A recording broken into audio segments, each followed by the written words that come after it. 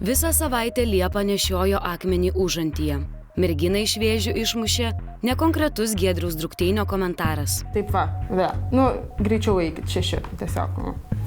Toks kažkoks, nebuvo, sakau, visiškai jokios argumentuotos nuomonės, kad vis tiek jisai komisijoje pasodintas tam, kad jis galėtų išreikšti kažkokią nuomonę. Konfliktą tarp Liepos ir komisijos nario įžiebė paprasčiausias popieriaus lapas. Jeigu tai yra oficialus valstybės dokumentas ar ne, kviečiantis galbūt Audrių į karą, tai kaip ir nelabai pritinka taip svaidyti jį ant žemės. Aš nežinau, iš kur jis ištraukė, kad ten yra dokumentas. Jis sakė, kad lapelis yra dokumentas. Jei tai yra mylimojo atsisveikinimo laiškas, irgi nelabai pritinka svaidyti jį ant žemės. Dėl to tas popieriaus lapas tiesiog gulėjo visą laiką ant parketo ir truputėlį rėžė akį.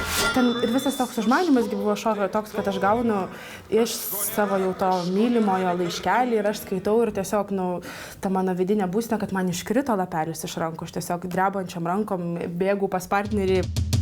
Tad dėmesio, specialus Liepos kreipimasis į komisijos narį. Mielas Giedriau, norėtume paprašyti, kad šį kartą stebėtumėt mūsų šokį ir išsakytumėt savo objektyvę nuomonę, kuri būtų argumentuota ir pagrįsta. Ir norim pranešti tokią skaudžią žinią mums. Jums turbūt jinai bus džiugi, bet mes lapelio atsisakėm. Lapelių daugiau nebus.